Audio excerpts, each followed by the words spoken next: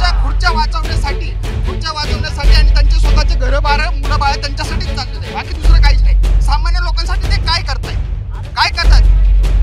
एक मराठा, एक मराठा। दादावर बोलण्याची लायकी नाहीये। राजकारणी लोकांनी अजिबात दादावर बोलायचं नाही। सर्वसामान्य माणसाचा लढाई आहे। आता नाही होणार।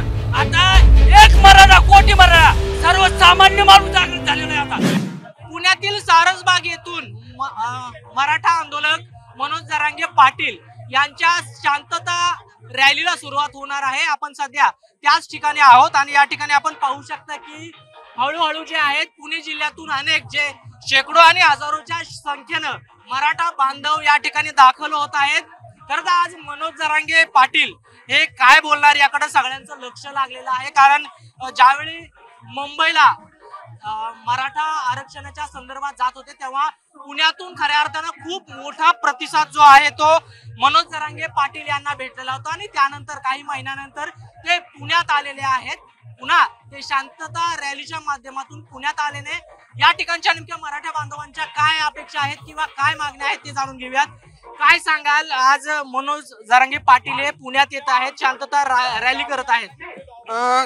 मराठी समाजाला आता अत्यंत आरक्षणाची गरज आहे आणि मराठी समाजाला आरक्षण मिळावं यासाठी आम्ही सगळे इथे जमलेलो आहे आणि आम्हाला विश्वास आहे की मनोज दादा जरांगे पाटील यांच्या नेतृत्वामध्ये मराठी समाजाला 100% आरक्षण मिळणार आणि त्यासाठी आम्ही आता थोड्या वेळाने रॅली काढणार आहे आणि ही रॅली पुढच्या मराठ्यांच्या मुलांच्या भविष्यासाठी असणार आहे आणि यासाठी आम्ही या रॅलीत भाग घेतलेला आहे। धन्यवाद।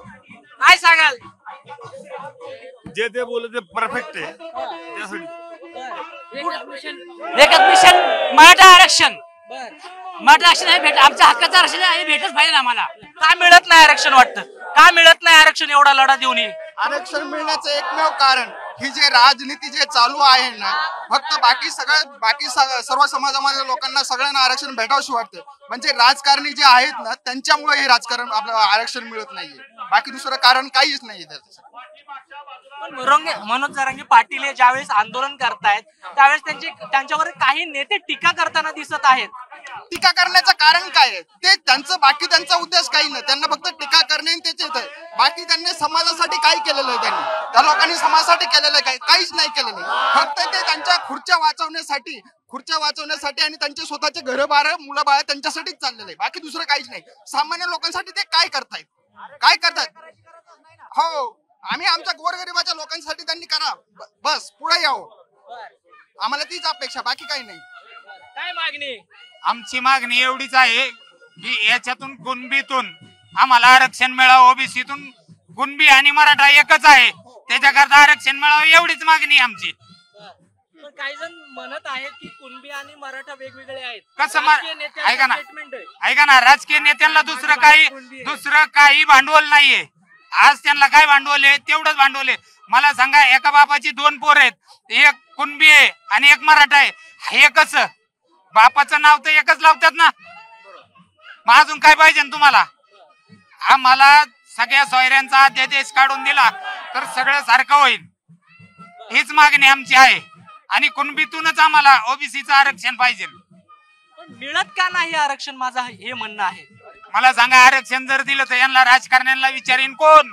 मराठे मोठे होतील आणि मराठ्यांचा मुलगा जर मोठा झाला तर एकच गोष्ट आहे याच्यातून की यांना कोणी विचारणार नाही। आणि आता अण्णासाहेब पाटलांच्या नंतर मनोजदादा 82 साली अण्णासाहेब पाटलांनी हा लढा उभा केला होता आणि त्यावेळेस आरक्षण दिलं नाही म्हणून स्वतःच्या रिव्हॉल्वर मधून गोळी झाडून घेतली होती। तर आज तो लढा मनोज पाटील जरांगे यांनी उभा केलेला आहे आणि सगळा मराठा समाज त्यांच्या बरोबर उभा आहे। एक मराठा, एक मराठा। काय मागणी काय असणार आहे? आम्हाला फक्त एकच सांगायचं, तुम्ही जे म्हणताय कुणबी मराठा समाजाला ओबीसी मधून आम्ही आरक्षण देणार नाही, आम्ही मराठा समाज कुणाच्याही हक्काचं आरक्षण मागत नाही, कुणाच्या वाट्याचं मागत आहे, आम्ही आमच्या हक्काचं मागतोय। आज गेले आमचा 65 वर्षाला लढा चालू आहे आमच्या आरक्षणी, तो आम्हाला एवढंच म्हणणे आमचा आज आमचा मराठा योद्धा जरांगे पाटील साहेब जे उपोषण करतात याची जर सरकारने दखल नाही घेतली तर सरकारने आम्ही पुढच्या वर्षी सरकार येऊन देणार नाही, कारण मराठा समाज एकटवला आहे। कारण आज आम्हाला आमच्या आरक्षण आमचा हक्क मिळाला पाहिजे अण्णासाहेब पाटलांपासून आज मनोज जरांगे पाटील साहेब यांच्या पण हा लढा चाललाय. इतक्या वर्ष आम्ही लढा देतोय. आमच्या समाजाचं काय चूक आहे? कुणबी आणि मराठा एकच नाही, आम्ही दोन भाऊ आहोत, एकच आहोत. तुम्ही लोक नाही म्हणताय. हे म्हणणारे कोण आहेत? ज्यांना मराठ्यांना आरक्षण द्यायचं नाहीये, एवढंच आम्हाला सांगायचं. प्रशासन कमी पडतंय, 100% प्रशासन कमी पडतंय, न्यायालयामध्ये कमी पडतंय. का नाही मला सांगा ना, आज किती टक्के मराठा आरक्षण मागतोय आम्ही? आणि आरक्षण राज्य सरकारचं, केंद्र सरकारने राज्य सरकारने मान्य द्यायला आतापर्यंत मान्य द्यायला पाहिजे होती. बाकी सर्व राज्यामध्ये मराठ्यांना ओबीसी मध्ये येतात, आपल्या महाराष्ट्रामध्ये येत नाहीये फक्त. माझं म्हणणं असं आहे की सगळ्यात जास्त खासदार आमदार हे मराठा समाजाचे आहेत, तरी देखील मराठा समाजाला आरक्षण का मिळत नाही? असून त्याचा उपयोग नाही. लाचार झाले ते पदासाठी आणि खुर्चीसाठी लाचार झालेले माणसं येते, त्याला काही घेणं देणं नाही. मराठा समाजाचं काही घेणं देणं नाही. आज ते कोंबडी चोर नितीश राणे नाही ते वाटण ते आरोप करते जरांगे पाटलावर, त्याची लायकी पण नाहीये त्याचे आरोप करायची. दादावर बोलण्याची लायकी नाही कोणाची, दादावर बोलण्याची लायकी नाहीये. राजकारणी लोकांनी अजिबात दादावर बोलायचं नाही. सर्वसामान्य माणसाचा लढाई आहे, गोर गरीबाचं गरजवंत मराठ्याचा लढाई. हा, हे राजकारणी लोकांनी याच्यात सगळ्या गोष्टी भेटल्या तर सरकारला हैदराबादचे गॅजेट भेटलेलं आहे. मराठा समाजाला टोटल मध्ये सगळ्या कायद्यानुसार सुद्धा मराठा समाज मध्ये ओबीसी मध्ये आहे. पण कुठं अडलंय मग हे सगळं भेटलं असताना? शासनाचं कर्तव्य त्याच्या मनात नाहीये, त्यांना राजकारण करायचंय. मराठा समाजाचं राजकारण करून आजपर्यंत पोळ्या भाटल्यात ना, त्यांनी भाटल्यात या. हा, राजकारण्यांनी भाटल्यात. आता नाही होणार. आता एक मराठा कोटी मराठा सर्वसामान्य माणूस जागृत झालेला आहे आता.